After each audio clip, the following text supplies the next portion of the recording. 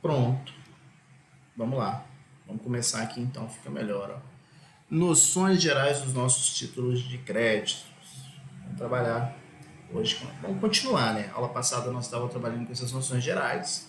Chama atenção que nós temos que saber todos os princípios, né? Vejam só, nós vamos continuar adquirindo as noções gerais dos títulos de crédito da aula passada. Ó. Não se esqueça, não se esqueça de estudar, né, todos os nossos principais, todo o sentido da palavra crédito. Peraí, não é essa não. Aqui, ó, quero aqui, noções gerais, segunda parte. Não se esqueçam de estudar e todos os nossos princípios dos títulos de crédito. Eles se mostram fundamentais. Tá? Vamos lá? Princípio da cartularidade, materialização do direito na cártula, no documento. Pode ser no papel, pode ser no documento. Lembrando que esse documento pode ser um documento eletrônico, né, principalmente aí em fase da desmaterialização dos títulos de crédito. Né, hoje o suporte é um suporte eletrônico. Tá? Princípio da literalidade. O título vale por aquilo que está inserido no documento físico ou documento eletrônico. Não vale mais, não vale menos. É literal mesmo. Né? Princípio da autonomia. Todas as relações, todas as declarações cambiais que vamos estudar aqui, ó, daqui a pouquinho, depois das declarações cambiais, elas são autônomas, né? Cada declaração terá a sua responsabilidade. Nós vamos ver declarações unilaterais de vontade, princípio da autonomia, portanto, né? Não está adstrito. Desse princípio da autonomia, nós temos um outro. Perdão, só um minutinho. Desculpa. Nós temos um outro subprincípio, que é o princípio da abstração, que não está adstrito ali, o título não está adstrito à causa que lhe deu origem, claro. E também a impossibilidade de aplicar exceções pessoais ou defesas pessoais. Lembrando da nossa aula, isso que é importante, vamos para a nossa aula de hoje aqui mesmo. Vamos continuar. Vou voltar inicialmente aqui num aspecto que trabalhamos na aula passada para reforçar essa ideia. Títulos de créditos típicos e títulos de créditos atípicos. Pois não.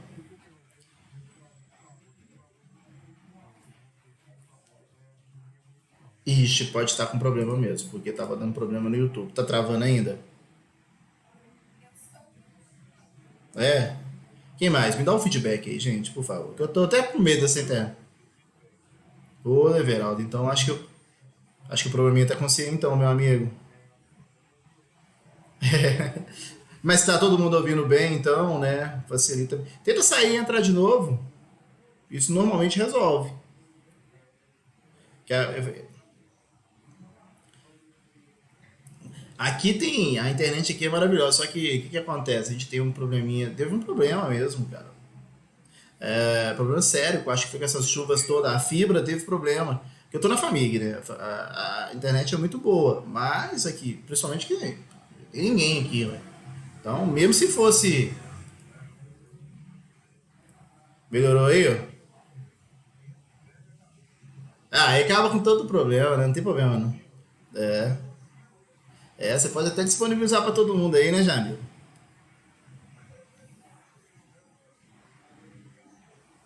É, tá patrocinando. Tá recebendo patrocínio aí também, né?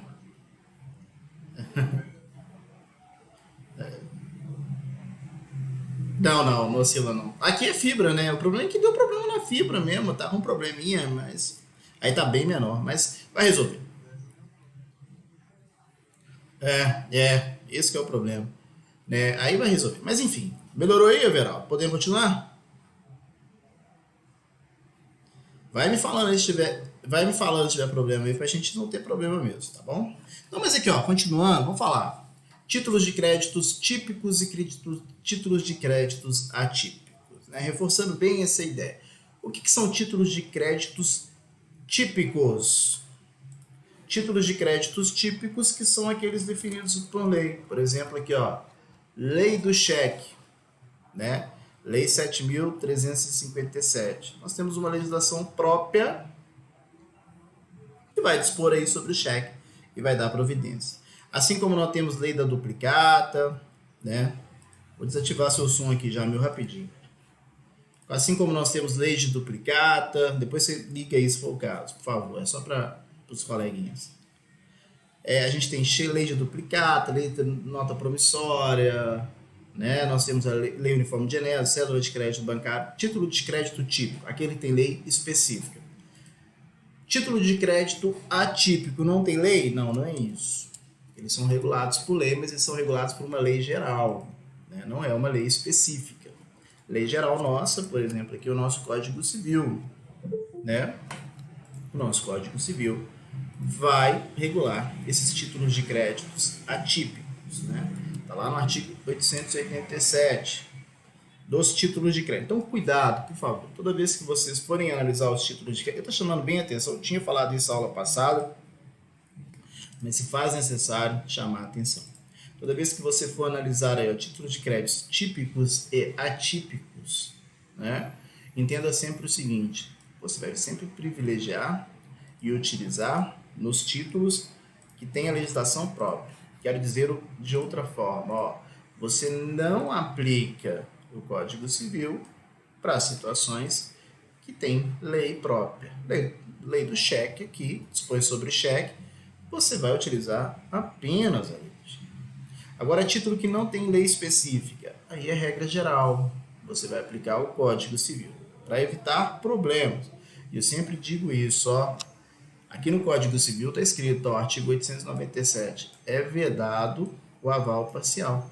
E alguns títulos de crédito pode ter aval parcial. Então, vai depender sempre da lei específica. Ok? Mais uma vez, eu faço essa observação aí com vocês. Em títulos típicos e atípicos. Atípico não quer dizer que não tem lei. Tem lei geral. Eu me filio, né, como tinha falado na aula passada, às lições aqui do professor Marlon Tomazetti, que expõe isso para nós. Título de crédito atípico é aquele que tem legislação geral. Legislação geral é Código Civil. Mas isso nós tínhamos falado na aula passada.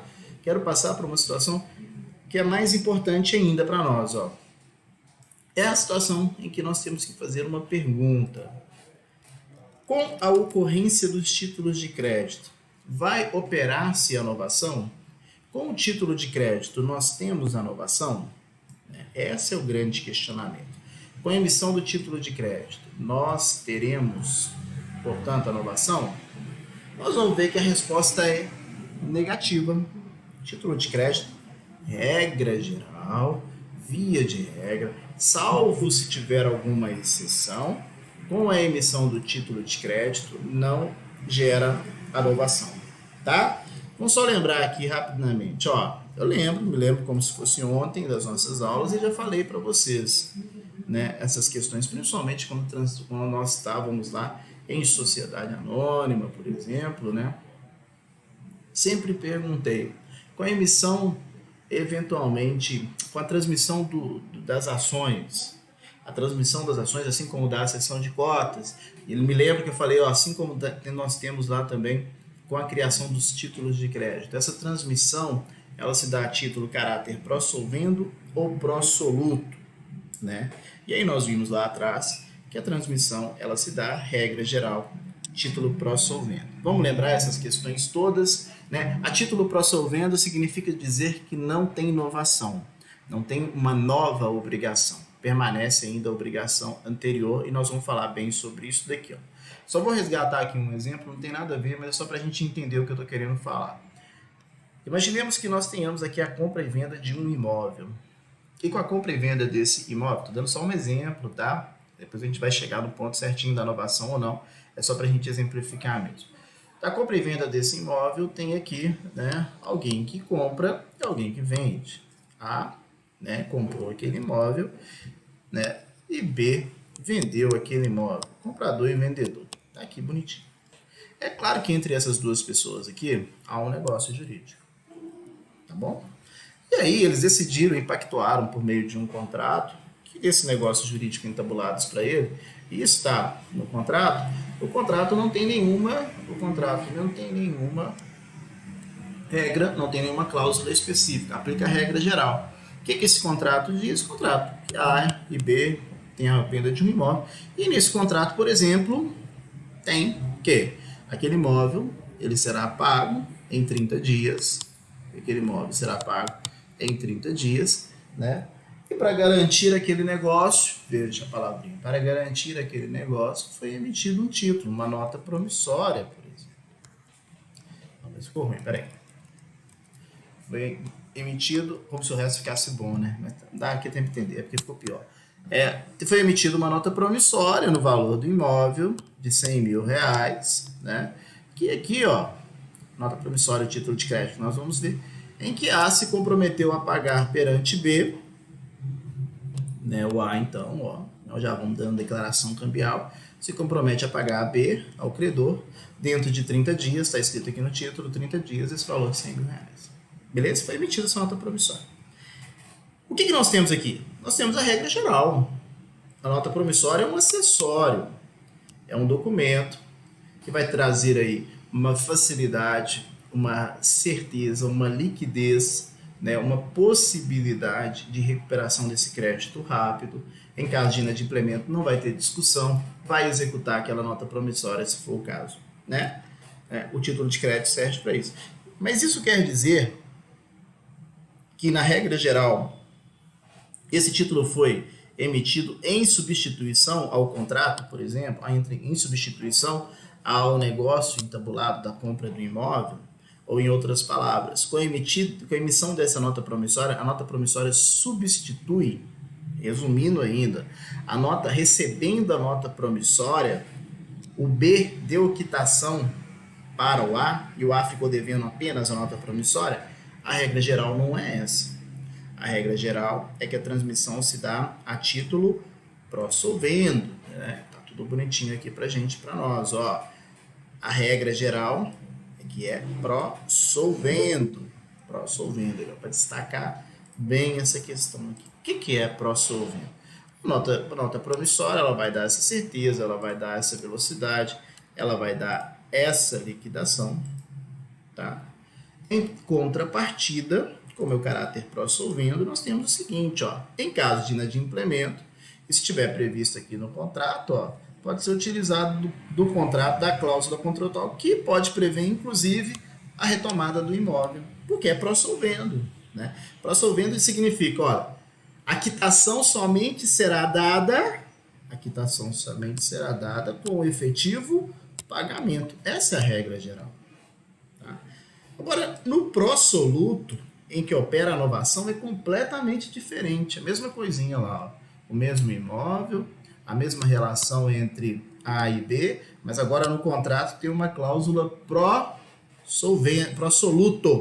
não pró-solvendo, pró-soluto. Né? Então, agora que a regra é mudando. Tem agora pró-soluto. Significa dizer que no contrato foi inserido a cláusula, por exemplo, ó, A emite uma nota promissória para com B, A torna-se devedor daquela nota promissória, mesmo valor, 100 mil. Entretanto, isso está escrito no contrato, tá? Porque não é regra geral, tem que estar específica no próprio contrato. A transmissão vai se dar a título pró-soluto. Em outras palavras, quando o B recebe a nota promissória, o B está dando quitação naquele negócio jurídico anterior. Pró-soluto. Ele dá a quitação. Significa dizer, por exemplo, que em havendo inadimplemento, o que o B pode executar? O B pode executar apenas o título e não pode discutir o negócio jurídico. Olha, aqui nós falamos o seguinte, no pró-solvendo, eu disse, como não tem cláusula, não tem nada, o título foi emitido, mas se não houver o pagamento do título, pode inclusive ter uma cláusula contratual de retomada do bem. Isso não vai acontecer no pró-soluto, por quê? Porque houve quitação, né? Houve quitação desse negócio jurídico anterior. E aí gera um grande problema. Imagina o seguinte, olha, se aquele imóvel lá é um único imóvel, e se houve a possibilidade de uma quitação por meio da emissão de um título, cláusula pró-soluto, se operou a novação, e isso é exceção, tá, gente? Reforço bem essa ideia, essa é a exceção. A regra geral é que não opera a novação, Mas, se houve essa cláusula e a pessoa recebeu a nota promissória e é um único imóvel, o que vai acontecer? Mesmo se o B manejar a execução contra o A e o A não fizer o pagamento, se for um único imóvel e se for um imóvel de morada, por exemplo, é impenhorável porque pode enquadrar no bem de família. Então tem que tomar cuidado com isso, né? A regra é que emitindo títulos não tem a quitação da obrigação anterior. Isso é uma regra, inclusive, porque nós teremos oportunidade mais à frente, e eu trago isso aqui para vocês, é que existe a possibilidade ainda, dentro do ordenamento jurídico nosso, da chamada ação de locupletamento ilícito. Né? Então, enriquecimento ilícito ou ação de locupletamento. Nesse caso, o que acontece? Nós temos que analisar essa questão fática, a não ser que exista aí a possibilidade da novação expressamente definida em contrato. Tá?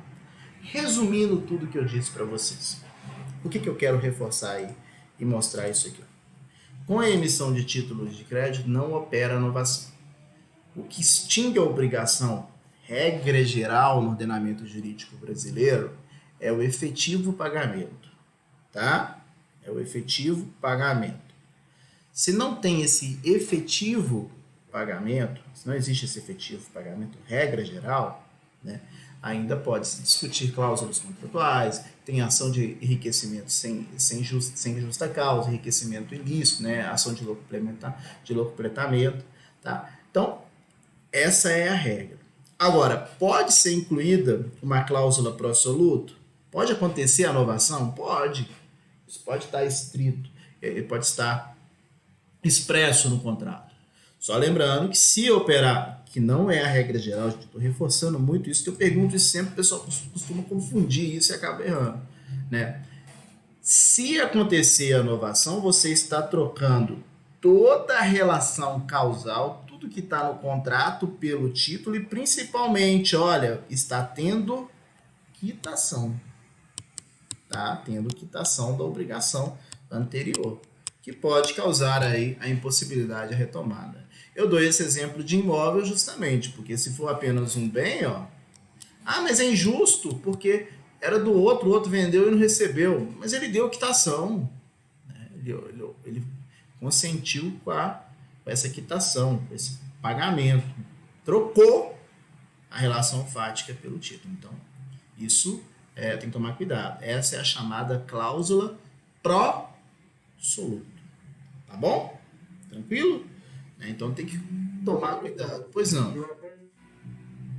Opa, não escutei você, Veraldo. Bom de novo? Não estou te escutando, desculpa.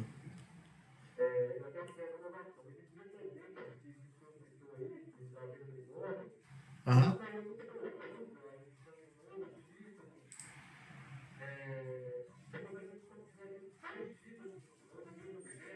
Não, dois títulos não. Veja, é porque nós temos um contra. Não tem problema não, tá? Nós podemos ter. Não está muito comum hoje, mas não, porque nós temos instrumentos mais modernos, como por exemplo a cédula de crédito bancário. Mas até há pouco tempo atrás era muito comum você ter um contrato.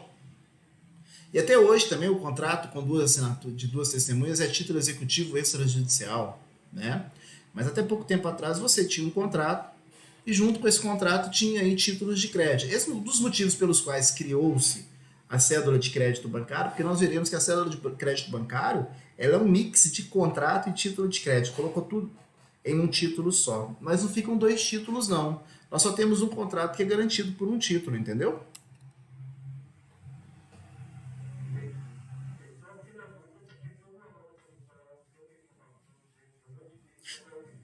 Mas esse que é a questão, Everaldo. Pode estar aqui no verso, pode estar no verso, você pode colocar essa informação no verso, nota promissória vinculada ao contrato XYZ. Entendeu?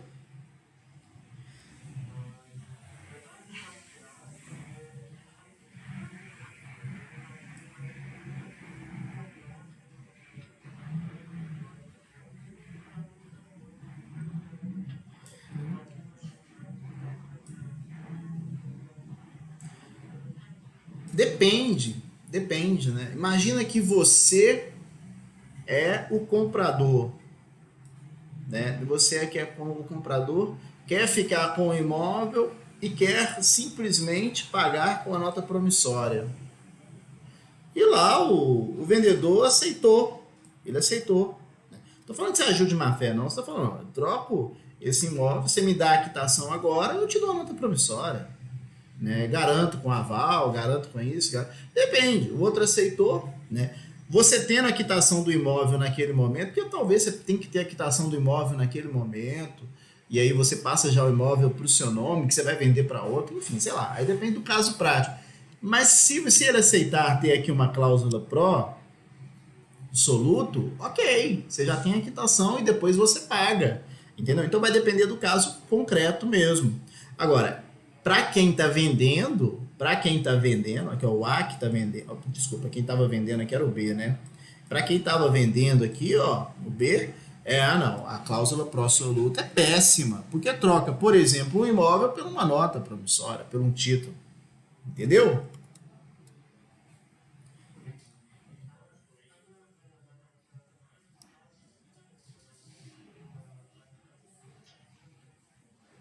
Não, não. Na nota você não vai constar que tem inovação, não. Você vai constar isso no instrumento, né? No contrato.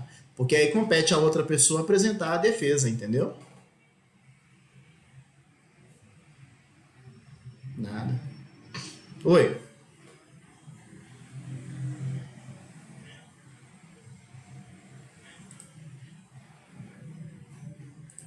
Isso.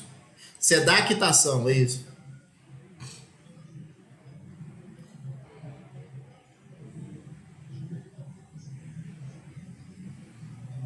Perfeito. Perfeito.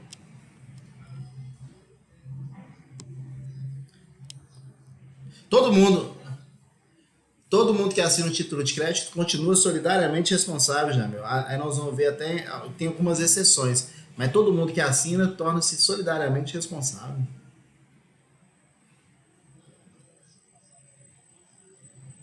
Você passou para frente, você vai ser responsável, você vai continuar. Também, também, solidariamente é um indo. Já, o imóvel já foi, aí agora é uma outra obrigação. Nós vamos ver isso com muita calma, tem muita coisa ainda. Nada. Não, dando continuidade, gente, a inovação era isso. Agora só duas questões aqui relativas a teorias, e nós já vamos terminando já essa parte aqui de continuação de noções introdutórias, tá, gente? Nós temos aqui duas teorias, tem uma classificação também, eu vou falar rapidinho com vocês. Temos duas teorias, porque o mais importante são as nossas declarações cambiais. Isso aqui está até no texto também, né? Fica fácil de leitura aqui. Mas o que eu quero falar, duas teorias das criações dos títulos de crédito. Já adianto, ó, acompanhe aqui comigo. No Brasil não foi adotada nenhuma das duas teorias, mas sim as duas teorias se fundiram, ou seja, nós adotamos as duas teorias. Da análise da nossa legislação, nós vemos que tem... Oi, pois não. Ixi, mas esse trem aqui tá demais. E agora, voltou? Ou tá ruim ainda? Então vamos lá. Mas eu só falei o seguinte aqui pra gente, ó. Vamos lá rapidinho, ó. Vamos falar sobre duas teorias. Aqui, ó. Teorias relativas aos títulos de crédito, beleza? Vamos adiantar aqui, ó. O Brasil não vai adotar nenhuma das duas teorias que eu falo. Ele faz, como é muito peculiar aqui da nossa legislação, da análise das legislações que tratam sobre os títulos de créditos, nós vamos entender, nós vamos verificar que nós temos uma mescla entre as duas teorias, tá? Então o Brasil não adota especificamente uma única teoria, mas sim faz uma mescla entre essas duas teorias. Quais são as duas teorias? A primeira teoria, ela é muito severa, é a chamada teoria da criação. O que é a teoria da criação? Você tem uma nota promissória, tá? A pessoa assinou nessa nota promissória, criou essa nota promissória. Se ela perder essa nota promissória, ela é responsável pelo pagamento. Se ela tiver com uma arma na cabeça, ela é responsável pelo pagamento. Isso é muito ruim, né? Pela teoria da criação, todo aquele que assina na nota promissória, ou em qualquer, aqui o exemplo da nota promissória, mas podia ser qualquer título, aquele que assinou no título de crédito, aquele que colocou a sua assinatura, é responsável. Né? Significa dizer que não importa se ele teve a vontade realmente de emitir aquele título, de ter a vontade que aquele título vai circular. Né? A vontade dele não importa. Aí, claro que a gente tem que entender que é uma teoria muito, muito, muito perigosa, porque ela não leva em conta os defeitos do negócio jurídico, por exemplo. Não leva em consideração a vontade do emissor. É muito complicado. A teoria da emissão já diz o contrário. Não basta ter a declaração no título. Tem que se analisar somente a vontade, única e exclusivamente a vontade. Né? Não só a vontade, mas, se claro, se os elementos estão presentes, mas o que leva em consideração, que é importante aqui, é essa vontade, tá? Desse emissor. Vontade de emitir o título, de colocar em circulação. Essa teoria também tem um problema, porque fica muito nesse lado do subjetivismo. Então, o que o Brasil fez? Tá? O Brasil adota aqui, ó, características. A partidarização é que constitui uma declaração unilateral de vontade, como nós veremos. Né? Constitui uma declaração unilateral de vontade, tá? Sucedida de uma emissão voluntária do título. É uma união das duas títulos. Ou seja, o que se leva em consideração no Brasil hoje? Claro, se leva em consideração os aspectos formais da declaração, mas leva-se em consideração também a vontade de emissão, a vontade de circular esse título, tá? Por meio da análise de declarações unilaterais e principalmente aí conjugando todos os nossos requisitos que tivemos a oportunidade, os princípios, os títulos de crédito, nós conseguimos ver isso com certa facilidade. Então, o Brasil adota essas duas teorias aí, tá? Agora sim, caminhando para o final dessa primeira parte, para a gente passar para a parte que é mais importante, classificação dos títulos de crédito. É classificação meramente doutrinária, tá? É só para que nós tenhamos uma ideia, peço que vocês façam uma leitura. Temos classificação contra o modelo. Existem títulos que são abstratos por natureza. O que é um título abstrato? Né? Aquele título que não depende da relação causal. Não depende do fato. Né? A sua criação, o título em si já é suficiente. O título é autônomo, ele é dependente, ele não está adstrito à causa que lhe deu origem. Tá bom? Agora, existem outros títulos que precisam, né, na realidade eu estou falando de outra classificação aqui, gente, peraí, desculpa, modelo, gente, peraí, não é nada disso, desculpa aí, ó, classificação contra o modelo, aqui, ó, essa classificação que eu estou te falando sobre a estrutura, né, existem títulos de crédito que têm relação com a causa ou não, vou lá contra o modelo, rapidinho aqui, gente, ó. Classificação contra ao modelo. Apaga aí que está aqui. Ó. Quanto ao modelo. Há títulos que têm modelo cartular vinculado. Né? Tem títulos que têm modelo vinculado, cartular vinculado aí. Por exemplo, ó, vamos pegar um exemplo de cheque. A legislação traz para nós aí, ó, a gramatura, o que tem que ter no cheque, o que deve constar no cheque. Vamos pegar aqui qualquer imagem de um cheque. Tinha até um cheque bom aqui hoje de manhã, quando eu estava... Ó, por exemplo, essa imagem aqui, ela tá boa. Esse cheque aqui, ó, tem um modelo pré-definido. Por isso que é classificação contra o modelo. Tem um modelo pré-definido em lei. Se você analisar um cheque, ele é muito parecido com todos e qualquer. Isso aqui está até na internet. Ó, pai e filha são presos por tentar compensar cheque falso de 50 milhões. Então, nós temos aí, ó, a gramatura do papel, tudo que deve ter. Esses títulos são títulos com esse tipo de criação já previamente definido, né? Tem essa linha aqui de identificação, tem todos esses elementos que são trazidos. Agora, existem outros títulos que como por exemplo a nota promissória, títulos esses em que a forma não é importante, né? No sentido de de gramatura de papel, do modelo. O que tem que ter são os requisitos essenciais. Né? Aqui tem aquela nota de bloco de revista, olha, acompanha aqui. Aqui já mudou um pouquinho, mas tendo todos os elementos, você pode fazer até num papel de pão. Né? Tem aí modelos diferentes, não tem problema. Tá? Aqui tem até modelo de nota promissória, se você quiser ver, não tem problema. O que tem que constar são os requisitos. Se vai ter esse desenho, se não vai, não importa. Tá? Então essa é a classificação por modelo. Tem modelo já pré-definido em lei e tem outros que não tem esse modelo pré-definido em lei. Quanto à estrutura, né, nós temos que os títulos podem trazer aqui, ó, promessa de pagamento. Então nós temos, na verdade, títulos que são ordem de pagamento e títulos que são promessas de pagamento, igual nós vamos ver daqui a pouquinho. Tá? Veja, título que tem promessa de pagamento, a nota promissória. Nós vamos ver. Como que funciona lá uma nota promissória?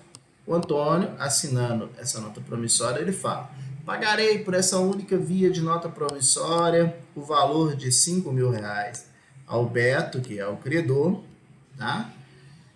Com vencimento para daqui a 30 dias. Olha, tem uma promessa de pagamento. Qual que é a promessa de pagamento aqui? Pagarei. Olha o que o Antônio está escrito. Eu, Antônio, pagarei o valor de R$5.000, 30 dias ao Beto. É uma promessa de pagamento. Quando alguém assina um cheque também, ele está prometendo fazer aquele pagamento. Só que o cheque é uma ordem à vista. Tá? São títulos, então, com promessa de pagamento. Existem outros títulos, e nós vamos começar o nosso estudo a partir dele, como, por exemplo, a letra de câmbio, em que não é uma promessa de pagamento. Não, a nossa letra de câmbio é uma ordem de pagamento. Então, o título é criado da seguinte forma, olha, acompanhe aqui comigo.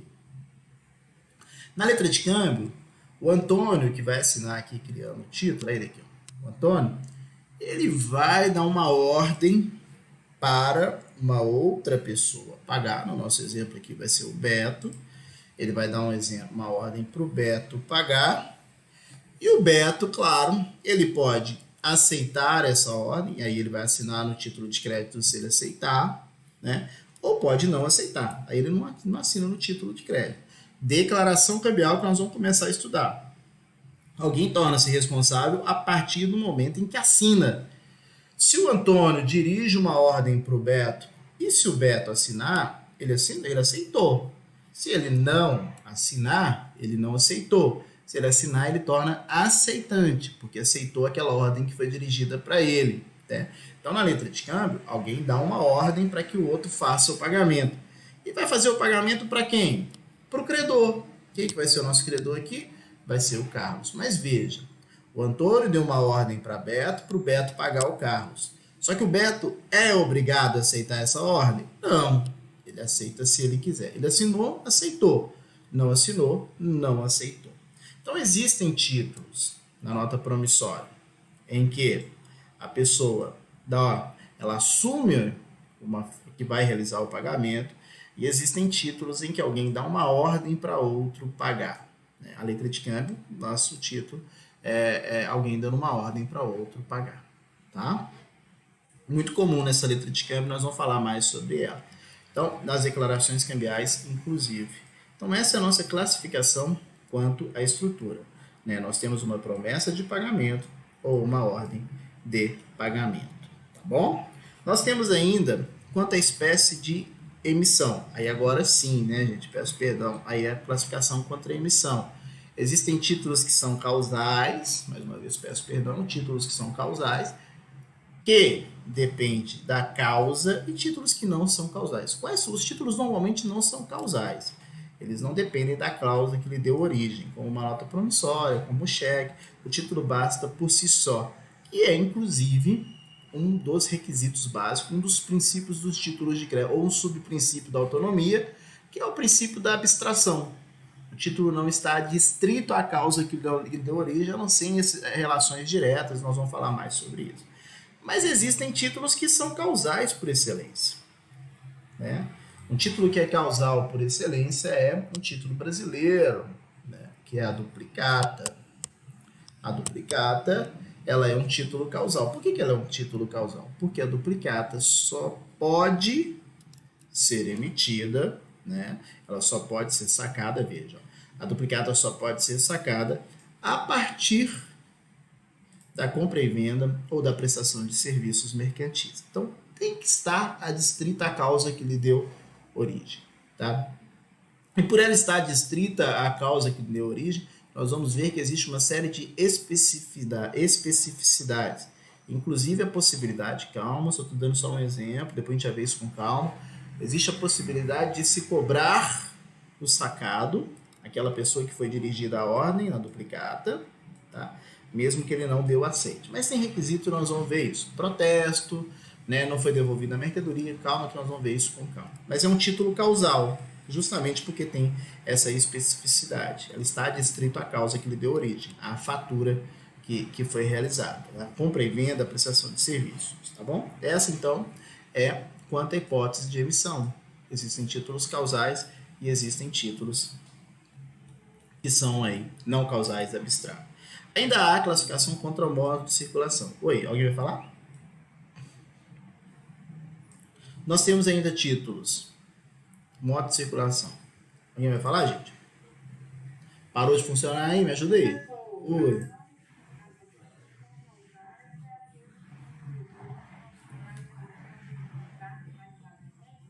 Ah, são, porque a grande maioria, né? É cheque, nota promissória, letra de câmbio. A duplicata, ela é largamente, quantitativamente, a duplicata é largamente utilizada no Brasil também. Né? Até hoje é muito utilizada a duplicata. Mas ela é causal, porque ela tem algumas especificidades que nós vamos estudar, entendeu? Ela está adstrita à causa. Ela está adstrita à causa dela lá. Beleza? Então vamos lá. Você ia falar, Jamil, ou não? Perdão. Ah, ótimo. Graças a Deus. Então vamos continuar aí, então. Outra situação também, títulos ao modo de circulação. Nós não temos títulos ao portador no Brasil, em face da legislação específica desde 1991 que proíbe títulos ao portador. Né? Mas tem títulos nominativos. O que é um título nominativo? E a gente já sabe isso lá desde quando estudamos lá nossas ações ou quando estudamos títulos emitidos pelas companhias. Né? O título nominativo é aquele que tem um nome, né? Tem um nome do favorecido, o nome do credor. Agora, títulos ao portador é aquele que não tem a identificação, bilhete de loteria, essas coisas todas que não traz ali inicialmente o nome daquela pessoa. Né? O título não pode ser emitido. Agora, o que é importante para nós é a chamada cláusula à ordem. O que é isso? Né? Que são os nossos títulos à ordem. É importantíssimo porque inserido nos nossos títulos de crédito, regra geral, existe sempre essa cláusula à ordem. A cláusula à ordem é aquela cláusula que está inserida nos títulos de crédito que permite a transferência do título de crédito por a declaração cambial que nós vamos estudar daqui a pouquinho, que é o endosso.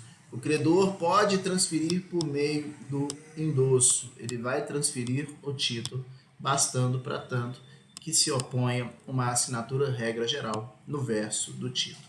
Tá? Cláusula à ordem é isso, é a possibilidade de transmissão por meio de endosso, a possibilidade de transmitir direito autônomo, e nós vamos falar muito sobre isso. Aqui nesse primeiro momento da classificação é só isso. Títulos ao portador, que no Brasil não tem. Títulos nominativos é aquele que nós temos, não tem por expressa vedação legal, né? Nominativos é aquele que tem o nome da pessoa, que é específica, que torna-se credor daquele título. E os títulos à ordem, títulos esses que podem transmitir via endosso. Beleza? E aí chegamos ao final. Pois não. Perguntando, aí no caso que acabou com o portador, mesmo se emitir não nominal, quando chegar no ano, a pessoa for sacada tem que nominar. Tem que colocar, não tem como, né? Ele vai estar o portador, você concorda comigo? Mas circular Sem, dinheiro. sem endosso, sem nada, mas na hora que vai depositar, tem que transformar, não tem jeito. Então, quando chega no destino dele, tem que estar nominal. Tem que estar nominal, isso aí. Né? Igual quando vai dar um endosso em branco também, pague-se e não põe o nome. Paga para quem? Para quem tiver com o título em mãos, né? O que não pode é emitir um título sem o nome do credor, entendeu? Sem ser o nome do... Assim, você vai emitir uma nota promissória, pagarei por essa única via nota promissória ao portador. Isso não pode. Eu vou pagar para o Carlos, para o Antônio, para o Beto, tem que ter o nome da pessoa, entendeu? Ele endossa atrás. Isso, perfeito. Tranquilo? Então vamos lá, gente. Vamos chegar no que importa pra gente mesmo, né? Que eu tô ávido para poder trabalhar aí com as nossas declarações cambiais e começar já efetivamente os nossos títulos de crédito, tá? Claro que hoje nós não vamos nos aprofundar muito. Hoje eu quero mais trabalhar com os senhores. O que é uma declaração cambial? Para que ela serve? Quais são os seus efeitos, né? E quero demonstrar aqui o saque, diferenciar o saque de emissão e principalmente a responsabilidade dessas declarações cambiais. E vou começar um endosso. Não vou terminar, não dá tempo. Nós vamos chegar lá, eu ia falar dezembro, não, né? Agora é no meio do ano. Nós vamos chegar lá em maio e nós vamos estar trabalhando com endosso ainda, né? Vamos trabalhar com essas declarações cambiais, com saque, com emissão, com aval, né? Com aceite, com essas nossas declarações cambiais. Então elas se mostram importantíssimas. Vamos entender o que é. Não deixa não, gente, ó, de fazer os nossos aí, ó, desafios, tá? Eu sempre passo aqui, vou sempre falar isso e falar com vocês. Vamos falar das nossas declarações cambial. O que é uma declaração cambial? Eu vou dar a forma mais simples para poder te demonstrar isso. É claro que tudo isso que eu estou falando, gente, nós estamos trabalhando aqui inicialmente com esse suporte mecânico. Eu estou desenhando assinatura, mas hoje é claro que nós sabemos que isso pode ser no suporte, no documento de forma eletrônica, não tem problema nenhum. Nós temos segurança jurídica para isso, inclusive, né? Mas aqui é só para a gente entender os institutos mesmo, os títulos de crédito. Então a gente vai daquela forma mais arcaica para desenhar mesmo, bonitinho. Declaração cambial. E a declaração cambial, volta lá mais uma vez, eu vou chamar a atenção para vocês, ó, não deixe de ler aí os nossos princípios, porque é por meio dele que nós entendemos aí as declarações cambiais, né? Materialização do direito num documento, né? Incorporação daquele direito naquele documento, mesmo que seja um documento eletrônico, tá? Nós temos ainda também o princípio da literalidade. O título não vale mais, não vale menos do que está escrito naquele título. Nós temos o princípio da autonomia. Todas as declarações cambiais que nós vamos ver agora são autônomos, todos os direitos são autônomos, né? Da autonomia subtrai aí, ó, nós temos a abstração. O título, via de regra, a exceção da duplicata lá, não está descrito a causa que lhe deu origem, é abstrato. E as exceções pessoais decorrem da autonomia. O que é uma defesa de uma determinada pessoa não pode ser alegada para outra pessoa. Então tem que saber bem esses princípios para a gente entender declarações cambiais. E aí, vamos entender aqui. Ó. Declaração cambial. O título não existe, mas ele vai existir. Existem títulos que têm regras para sua criação, gravatura de papel, mas a grande maioria deles é de criação livre. Vamos criar então. Vamos criar aqui a nossa nota promissória. Quem que é credor e devedor dessa nota promissória? Veja, vou colocar o A e vou colocar o B aqui, ó. Quem que é credor e quem é devedor? Por enquanto, ninguém. Por que ainda ninguém é credor e é devedor? Porque ainda não tem declaração de vontade, não tem declaração cambial. A partir do momento em que tem aqui essa assinatura, aí passa a ter declaração cambial, aí passa a ter responsabilidade, né? Tem uma declaração unilateral de vontade. O que é essa declaração unilateral de vontade? Declaração unilateral de vontade é igual quando você coloca uma faixa escrita assim, ó. Procura a cadelinha Fifi, poodle branco, recompensa-se. Você vai recompensar quem? Quem te apresentar a cadelinha Fifi, o poodle branco. Declaração unilateral de vontade. Não é bilateral, é unilateral. Para quem foi? Então, esse aqui, ó. Quando você dá uma declaração no título de crédito, você não sabe quem que vai ser o seu credor, porque o título nasceu para circular, né? Ele nasceu para circular e ele vai circular, tá? Quem que vai ser o seu credor? Quem te apresentar o título, claro. Quem tiver com o título em mãos e lhe apresentar. Isso é uma declaração. Quando essa declaração unilateral é inserida no título, numa nota promissória, por exemplo, nós temos uma declaração cambial. E aí, claro, tem que ter todos os outros elementos pelo princípio da literalidade. né? Não vou ficar colocando todos aqui, que fica até um pouco mais difícil mesmo para poder ficar desenhando. Mas aí você vai ter que ter valor, você vai ter que ter prazo. Cada um desses requisitos da criação do título de crédito nós vamos ver ao seu tempo oportuno, sob pena de nulidade daqueles títulos se faltarem um dos requisitos incluídos em lei. Mas aqui vamos colocar 5 mil, pague em 30 dias. Quem que é o devedor aqui? No caso, quem fez essa declaração unilateral, o Antônio. E a nota promissória vai estar lá, ó, pagarei por essa única via de nota promissória o valor de 5 mil reais ao credor Beto. Ao credor Beto aqui. Quem que vai fazer o pagamento? Antônio. Ele declarou isso, fez essa declaração unilateral de vontade. A sua afirmação está a partir da assinatura. E aí, da declaração unilateral de vontade, veja, decorre algumas situações que são importantíssimas. A primeira delas, sem sombra de dúvidas, reside na seguinte, ó. Quem está declarando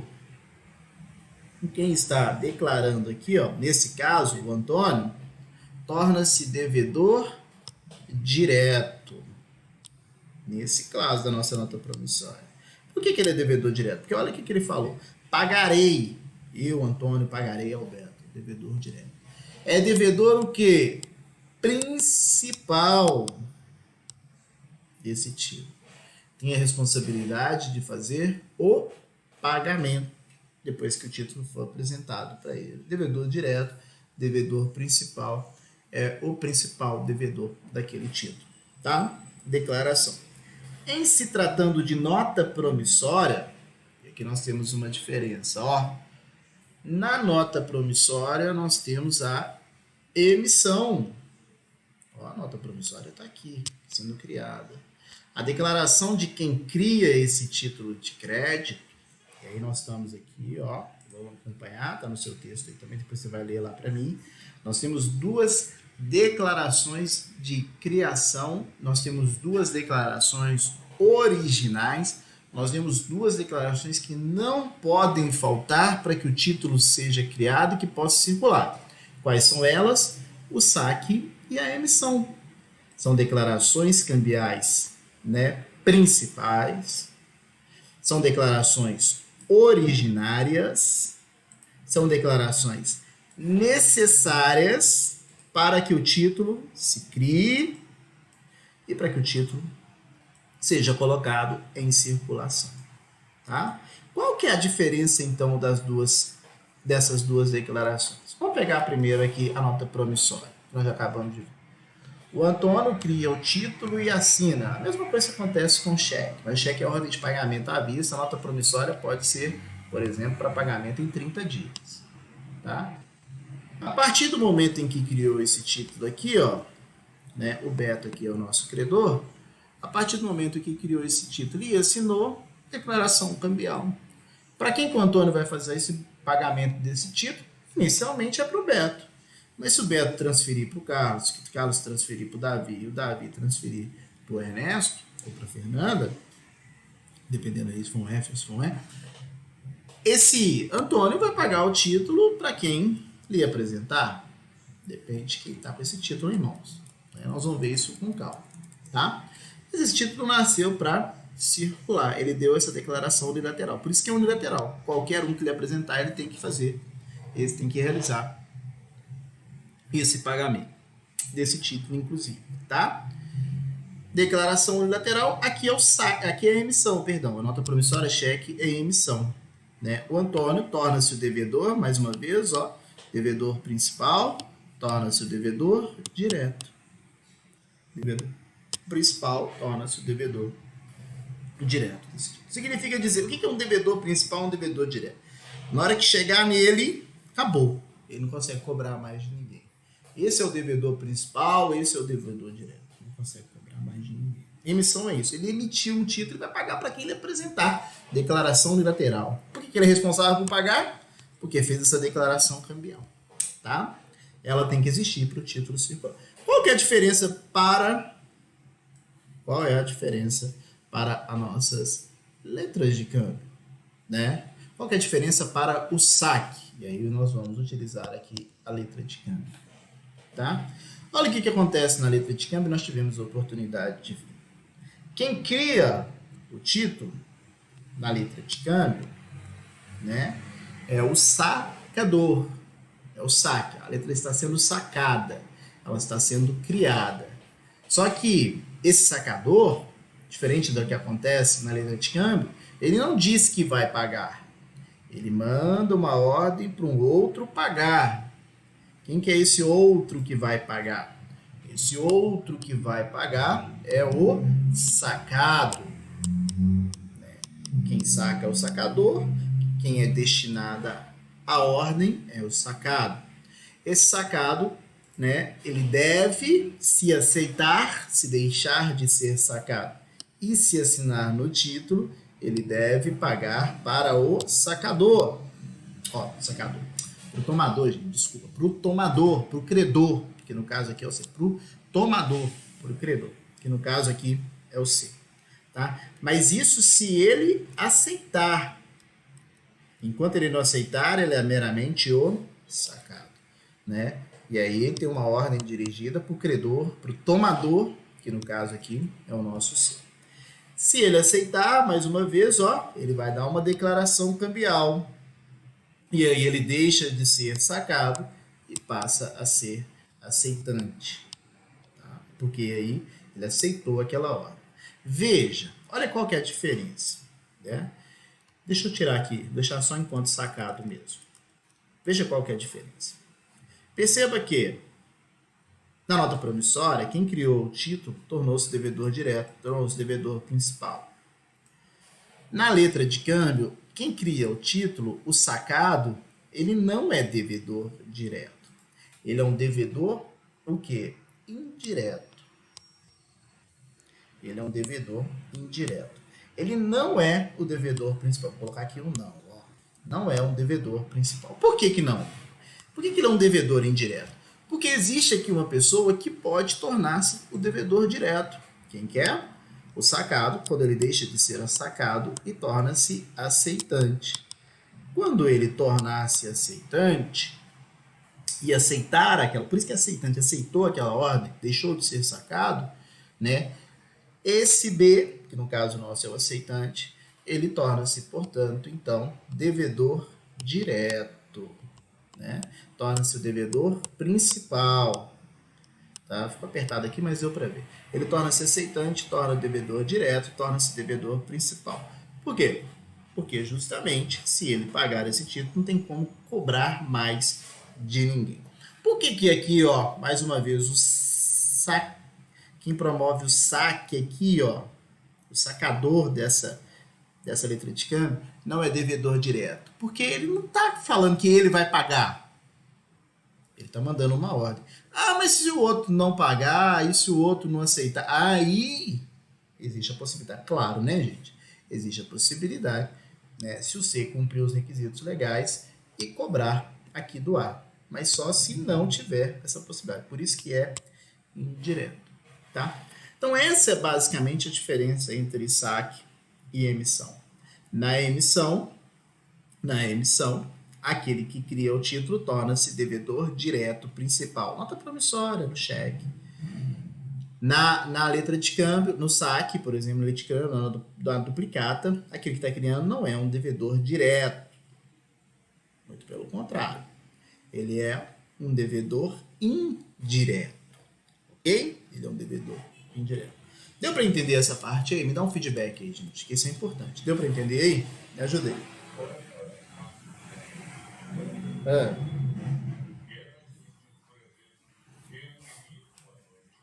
Uma letra.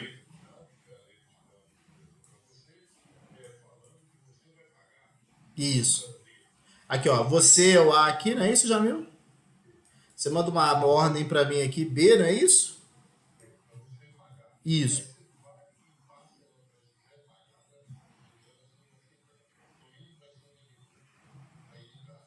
Não, veja. Se você está mandando a ordem para mim, no caso aqui eu sou o B, é isso?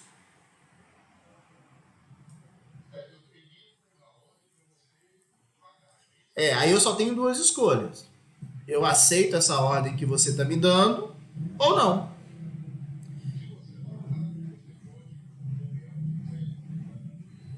Se eu posso fazer. O José pode entrar na nota para mim, nós vamos ver isso lá na frente como um macete por intervenção. Mas eu não posso nomear, não. Você. Você é o credor, é a pessoa que eu tenho que pagar. Isso, perfeito. Né? Por que que você... Olha só, entende isso. Por que que eu vou aceitar uma ordem que você me mandou?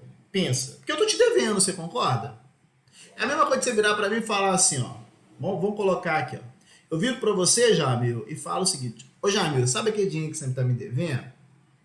Eu também tô devendo pro José. Então, em vez de você me pagar por pagar o José, paga o José direto pra mim. Você fala, não, beleza, claro, uai. Você entendeu? É isso. Aqui, ó. Eu aqui no ar. Eu aqui. Sempre tem uma causa adjacente. Ou não, pode ser um pai e fala, não, vou pagar a dívida do meu filho, vem cá, me dá aqui que eu aceito isso e pronto. Você entendeu que... mas o título de crédito a gente não vai ficar preocupado com essas causas. No caso prático a gente vai ver se vai interferir ou não a causa. Mas a grosso modo, não vai tanto importar. Ó, vamos pensar aqui, o credor aqui, o C. O credor C, ele tá... Não importa o que deu muito ali entre o Antônio e o Beto aqui, ó. Entre eu e você. O José, por exemplo. O José não tá muito preocupado entre nós dois aqui, não. Ele tá preocupado em receber. E a partir desse momento, ó, ele fica com duas pessoas. Um devedor, se você eu aceitar aqui, ó, ele fica com um devedor direto, responsável pelo pagamento. E também por você, ele tem dois devedores, consegue ver? Ele tem outro devedor aqui, mas é indireto. Se eu não pagar, ele pode cobrar, inclusive, de você. Então ele fica com dois, fica melhor para ele, entendeu? Isso, Aí tem os requisitos que nós vamos ver na lei, não é tão automático assim, tem que fazer o protesto no tempo hábil, mas isso é uma outra história. Mas se ele fizer todos os requisitos que nós vamos ver com calma, pode sim executar os dois, entendeu? Nada. Então essas foram as declarações de emissão e declaração de saque, tá? Existe uma outra declaração cambial e acaba que nós vimos também o aceite. Nós vamos ver o aceite com calma daqui a pouquinho. Nós vamos ver o aceite daqui a pouco, em poucas aulas. A gente já conseguiu entender o que é o aceite. Alguém recebendo ali aquele título, né? E aceitando aquela ordem que foi dada, essas questões todas. Mas uma declaração cambial, olha, essencial e que nós vamos estudar todo esse semestre, e que nós temos que saber também todos os tipos, porque é aqui que dá problema, né? No problema de quem que pode pagar, quem que não vai pagar, quem é responsável por pagar, quem que não é responsável por pagar, se paga, se não paga, é aqui que dá problema. Então a gente tem que saber todas mesmo. É o chamado endosso. O que é um endosso? As únicas declarações cambiais que são originárias, as únicas declarações cambiais, né, que vão ter ali a necessidade de existirem no título de crédito, ou é emissão ou saque. Todas as demais declarações cambiais, elas são eventuais. Então aqui, ó, o endosso é uma declaração cambial eventual.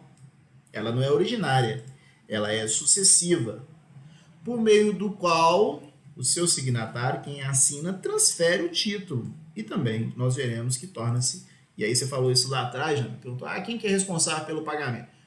E isso é uma regra geral, tem exceções. Todos aqueles que assinam no título de crédito tornam-se responsáveis. Todos aqueles que dão declaração cambial no título de crédito tornam-se responsáveis pelo pagamento. Então, o endosso, ó, eventual, sucessiva, porque pode acontecer ou não, por meio da qual um signatário torna-se... transfere. Ela nasce para transferir o título, mas aquele que transfere também é responsável pelo pagamento. E da mesma forma que nós tivemos a oportunidade de ver lá no que se refere ao sacador no saque, ele é um devedor indireto do título. Porque o devedor direto é aquele que fala que vai pagar, né? Nós temos sempre que lembrar, e essa frase aí, ela é do Jonato Borges, professor Zé Mauro Catapeta Leal falava muito isso nas nossas aulas, assim, em títulos de crédito. E quando eu estou falando de título de crédito, eu fico lembrando o tempo todo das aulas dele, né? Ele sempre falava o seguinte, olha, o título de crédito, a letra de câmbio, ela nasce com o saque, ela vai se aperfeiçoar com o aceite, ela se transfere pelo endosso e ela vai se garantir pelo aval. E nós vamos ver essas declarações cambiais todas, né? Só para a gente entender aqui bem o endosso, não vai dar tempo da gente falar tudo não, porque fica bastante informação. Mas aqui, ó, tá aí no seu texto, depois você olha. Aqui tá um pouquinho apagado, vai ficar um pouquinho distorcido, porque eu estou tendo que aumentar. Mas aqui dá para a gente entender, olha. O endosso, vou pôr aqui como o endosso, o local próprio dele é no verso. Aqui está da nota promissória, mas o local próprio é no verso do título, no verso do cheque. Né? Oi, pois não. O som ficou ruim aí, gente? Dá um feedback. Travou? Então vamos lá, ó. Beleza. Então vamos lá. Ótimo.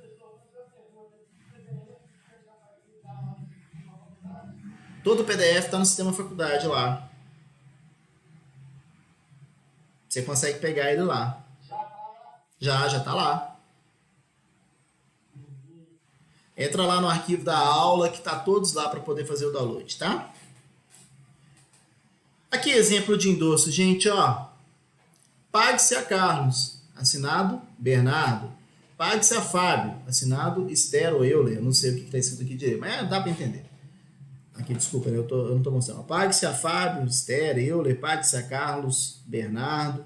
Pague-se a Esther, Davi. Pague-se a Davi, né, assinado Carlos. Pague-se a não sei quem, assinado José. Aqui, isso é endosso. Pague-se a, pague-se a, pague-se a. Exemplo de endosso. O endosso, o local próprio de se dar no PDF aqui vocês vão conseguir ver melhor, tá, gente? O local próprio de se dar o endosso é no verso do título. Então você tem aqui, ó, o anverso, é a parte de frente do título, vamos aqui, ó, o anverso aqui de uma letra de câmbio com aceite, ó, o anverso aqui.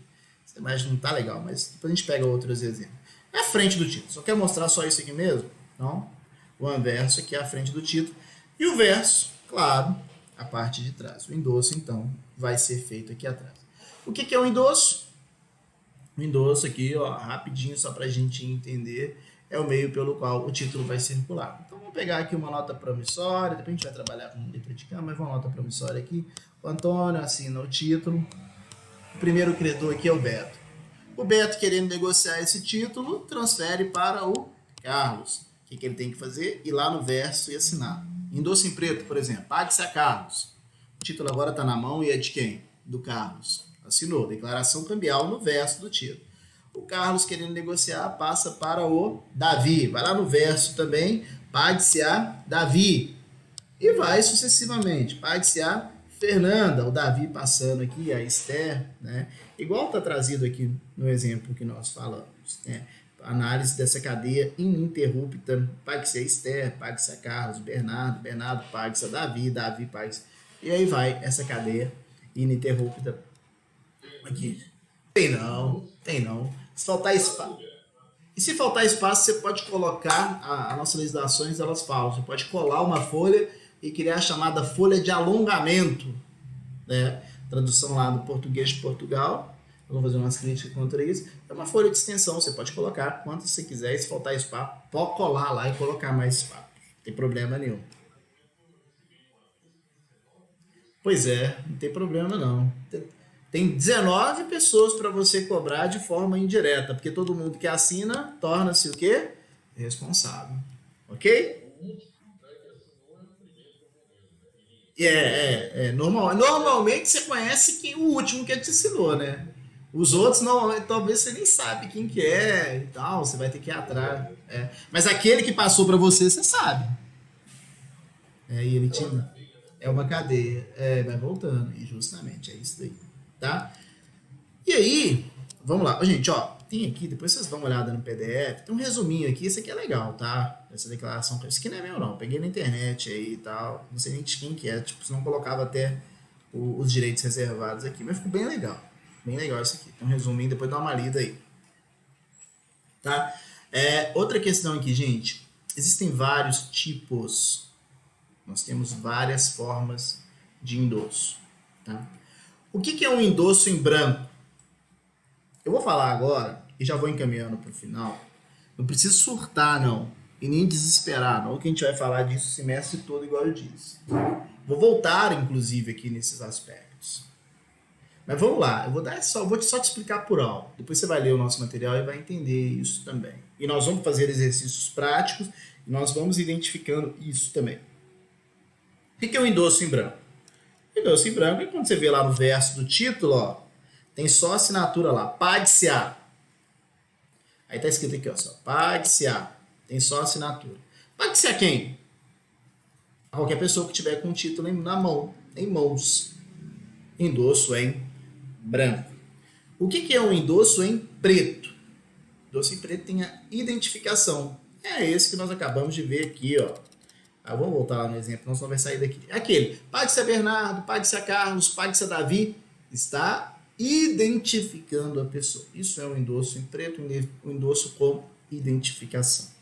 Tá? Endosso procuração é aquele que você transfere para o banco cobrar para você. Quando nós damos um endosso em preto, um endosso normal, um endosso sem que haja nenhuma ressalva, esse endosso ele é o chamado aqui, ó. Vou pegar aqui, ó. Antônio, o credor é o Beto, e o Beto transfere para o Carlos e não faz nenhuma ressalva. Endosso em preto, pague-se ao Carlos. E o Beto vem cá e assina nesse título, no verso, né? Quando é essa transmissão assim, sem nenhuma ressalva, nós dizemos que o endosso é translativo, Tzinho, ó, translativo. O endosso translativo é aquele que transfere todos os direitos daquele título, né? Transfere todos aqueles direitos eminentes próprios do título. Transfere a posse, porque o Carlos vai ficar na posse, e o Carlos agora passa a ser o novo credor. Então, transfere a posse e a propriedade. Esse é o endosso translativo. Existe o endosso mandato, endosso procuração. É a seguinte situação. Não desespera não, gente. Vai falar muito sobre isso. Estou falando só sobre por alto. Né? Nós temos aqui o Beto, veja. O Beto é o credor e passa, por exemplo, dá um endosso. Aí o endosso aqui é M, mandato, para o banco. O que é esse endosso mandato que é passado para o banco? Olha, o banco recebe o título com uma procuração, só para poder fazer uma cobrança. Então o banco vai ter só o quê? A posse. Ixi, tá aqui, ó. De posse. O banco vai ter só a posse do título. Ele não vai ter a propriedade. É isso, é o endosso procuração, endosso mandato, né? Consiste na transferência do título do documento para que possa cobrá-lo. É como quando você coloca lá um título em cobrança bancária que gera um boleto, por exemplo. O banco recebe, o banco não é proprietário. O banco recebe aquele valor e transfere para quem é o próprio credor, né? Então o banco recebe para poder fazer a cobrança em nome do endossante, né? O endossatário é o que recebe o banco não é proprietário. Ele tem apenas a posse daquele título. Diferente do translativo, ó. O credor aqui, o Carlos, ele tinha a posse e a propriedade do título. Tá bom? Outro tipo, endosso calção. Alguém transfere o título para um banco, transfere o título para uma outra pessoa para dar em garantia. Olha, não é o título que sendo criado para ser garantia, não. Eu tenho uma nota promissória, que, por exemplo, o Jamil é devedor, né? Eu vou pegar o dinheiro emprestado no banco e transfiro para o banco. Ó, banco, fica aqui, ó, esse título aqui em garantia, tá? Endosso calção, o endosso dado para garantia para aquele banco. O título já é do banco? Não. O título não é do banco ainda, porque é um endosso dado em garantia. Se eu não pagar, aí a propriedade vai lá para o banco. Mesma ideia. Oi. Isso não é uma coisa meio com os negócios, né? Do filme norte-americano lá dos hipotecas de casa, não. Não, lá é um pouquinho diferente, né? Mas é garantia. A hipoteca acaba sendo garantia também, né? Tá sendo a casa sendo dada em garantia mesmo, entendeu? Eu tenho essa logística mesmo, né? Estou dando como garantia que eu vou pagar. Isso, porque, querendo ou não, é igual calção. É igual quando você dá um aval. Aval não é garantia, fiança não é garantia. Quando você dá uma casa, não é hipoteca. Quando você dá um carro, não é alienação fiduciária. Quando pode ser alienação fiduciária, né? Quando você dá um móvel, uma mesa, uma cadeira, não pode ser penhor, você dá também um título em garantia, entendeu? Né? Sim, sim, E aí nós vamos ver isso com calma. A mesma coisa que endosso fiduciário, que segue a mesma lógica da alienação fiduciária. Em vez de você dar o carro em garantia, você está dando um título em garantia. Né? Nós vamos estudar também o chamado endosso tardio ou endosso póstumo. Né? Esse é fundamental. E aí nós vamos ver, inclusive, que quando tem endosso póstumo, os próximos endossos que vão acontecer serão, né, o endosso próximo, o futuro que acontecer, ele também será endosso póstumo. E aí perde toda a nossa ideia, de autonomia. Vai ser por meio de cessão civil de crédito que vai ser transferido. É bem legal. A gente vai estudar muito ainda endosso póstumo. Mas o que você tem que saber agora? Endosso póstumo é aquele realizado após o vencimento do título, né? E os efeitos vão variar mesmo, tá? Nós vamos chamado endosso tardio, feito antes ou depois do protesto. Nós vamos trabalhar isso daqui a pouco, tá? Endosso sem data, ele vai ser considerado antes do protesto. E finalmente nós temos aqui, ó, endosso sem garantia. Você transfere o título, mas isso tem que estar tudo escrito no título, né? Endosso calção, endosso penhor, endosso fiduciário. O endosso póstumo é pela data, então fica fácil de identificar. Endosso mandato, tem que estar tudo expresso no título, princípio da literalidade. Tem a possibilidade também de endosso sem garantia. Endosso sem garantia toma o título aqui, mas eu não sou responsável por pagar. Eu não sou responsável por pagar. Toma essa bomba, você quer? A pessoa quer. Então, beleza, você vai lá, você tenta receber, mas eu não sou responsável por pagar. Beleza? É isso. Endosso sem garantia. Também tem que estar tudo expresso no próprio título. E também os nossos títulos. E aí, calma, gente. Calma, mais uma vez. Respira. Eu estou te trazendo aqui essas informações. Você vai ler, você vai estudar. Nós vamos fazer toda essa aplicação prática nas próximas aulas, mas eu preciso desse início, eu preciso desse prévio conhecimento, eu preciso que vocês entendam um pouco os institutos para a gente colocar em prática. É por isso que eu estou falando. A gente vai voltar, eu vou voltar com vocês, a gente vai ter a oportunidade de trabalhar isso muito, muito mesmo, tá? Mas tem que saber esses tipos aí, os tipos de endosso que existem, tá? Cláusula não à ordem. Cláusula à ordem é que deixa transferir por endosso.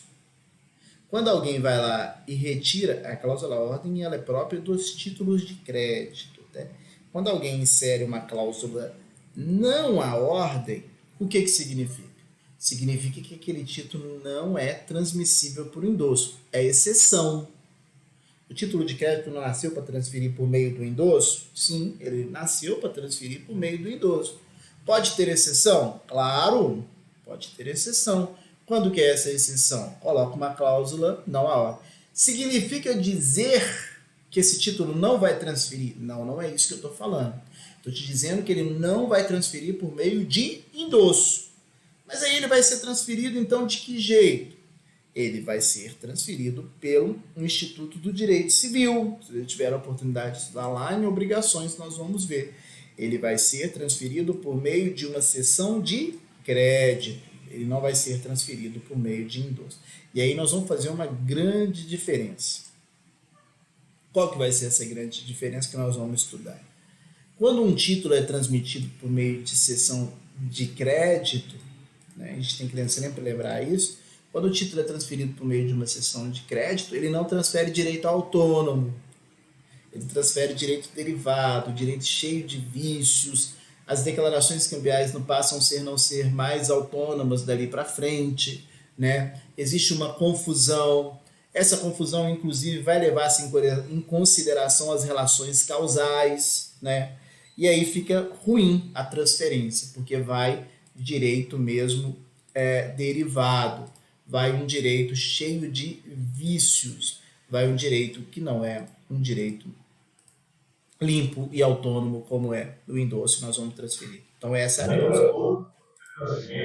Oi? Lembra tudo, você pode fazer uma cessão de crédito, né? O crédito não pode ser qualquer uma cessão. E vai um monte de defeito, vai um monte de questões controversas, não transfere direito autônomo, vira uma bagunça, e nós vamos ver. Mas isso não é natural dos títulos de crédito. Tem que ser retirada a cláusula, a ordem dos títulos de crédito. É exceção mesmo. É o que vai acontecer quando o título quando acontecer um endosso póstumo aqui, ó. É o que vai acontecer quando tivermos esse endosso póstumo aqui, tá bom? Vai todos esses defeitos aí também, tá? E nós vamos estudar isso muito bem mesmo, tá? A LUG ali é a Lei Uniforme de Genebra, né? A LUG é a Lei Uniforme de Genebra. Tá aqui, ó, exemplo, artigo 11 lá da LUG, Lei Uniforme de Genebra, né? Que é terrível, terrível, terrível, terrível. Nós vamos ver uma legislação, né, feita lá, essa Lei Uniforme de Genebra é para unificar todo esse direito, só que o Brasil foi tão preguiçoso nesse aspecto que pegou o português de Portugal, ao invés de realizar uma lei própria, igual fez aqui com a Lei de Cheque de 85, né, e passar para o nosso português mesmo, eles simplesmente pegam o português de Portugal, põem um decreto e publica a lei da forma que foi traduzida lá em Portugal. Então é uma legislação horrível para a gente ler. Mas a gente vai ver alguns aspectos dela mesmo, tá? Já a letra, a de cheque já é mais certinha para a gente mesmo, tá bom? Chegamos aqui no nosso infográfico. Como dito, faça uma leitura aí pra gente. Nem sabia que tinha esse trem aqui. Faça uma leitura. Eu vou aprendendo aqui, ó. Ficou até legal isso aqui. Faça uma leitura aí pra gente disso daqui. Eu adoro rabiscar, né? E aí vocês vão tendo aí esses aspectos todos aqui. Beleza? Façam isso daí pra gente então, tá? Desculpa, eu não consegui entender, perdão. Essa é a segunda aula. Que na realidade são 4. Essa é decente, né? Não, na realidade são 4, mas essa é a segunda, porque não teve a aula do carnaval. Não teve não. É o nosso segundo encontro, é o terceiro encontro. O primeiro foi só a apresentação, né? Mas matéria efetiva foi do dia 10, primeira e segunda parte. E também agora no dia 24, né? Primeira e segunda parte. Na verdade, nós já tivemos 4 aulas. Nós estamos condensando aí em 4 aulas. Beleza? Assim, nós temos matéria de 4 aulas em 2 encontros. Perfeito. O primeiro encontro foi só a apresentação. Tranquilo? Ô, gente, deixa eu só parar a gravação aqui.